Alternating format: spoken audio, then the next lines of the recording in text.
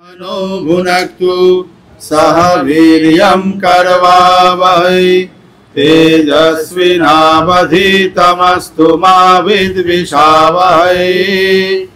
ओम शांति शांति शांति। हरि ओम।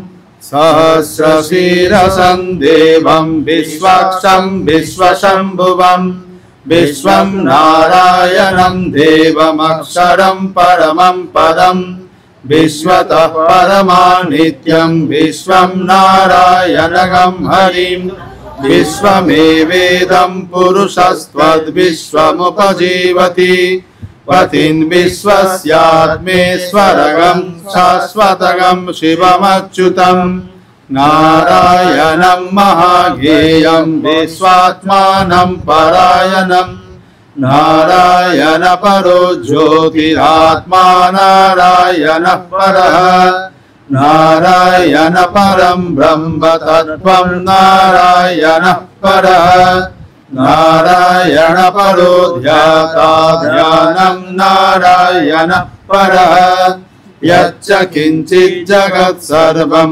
दृश्यते श्रूयतेऽपि वा अन्तर्बहिश्च तत्सर्वं व्याप्य नारायणः स्थितः अनन्तमव्ययं कविगं समुद्रेऽन्तं विश्वशम्भुवं पद्मकोशप्रतीकाशगं हृदयं चाप्यधोमुखम् अधो निश्चापितस्यान्ति नाभ्यामुपरि तिष्ठति ज्वालमालाकुलं भाति विश्वस्यायतनं महत् सन्ततगं शिलाभिस्थूलं वत्याकोशसन्निभं तस्यान्ते सुशिरगं सूक्ष्मं तस्मिन् सर्वं प्रतिष्ठितम् तस्य मध्ये महालग्निर्विश्वर्चि विश्वतो मुखः सोऽग्रभुग्भि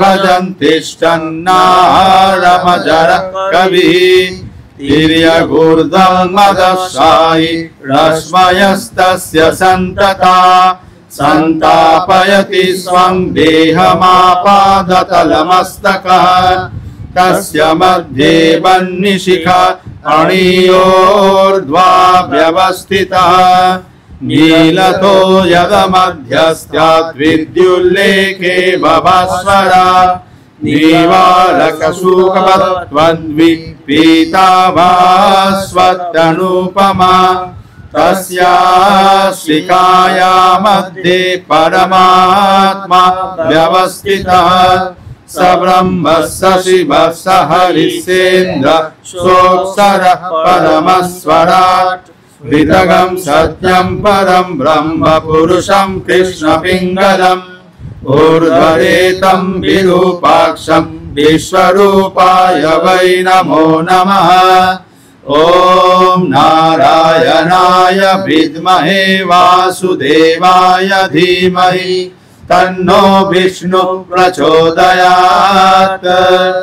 ॐ सहना भवतु सहनो भुनक्तु सह वीर्यं करवावहै तेजस्विनावधीतमस्तु मा विद्विषावहै। ॐ शांति शांति शांति। हरि ओम तत्सत्। श्रीरामकृष्णार्पणमस्तु।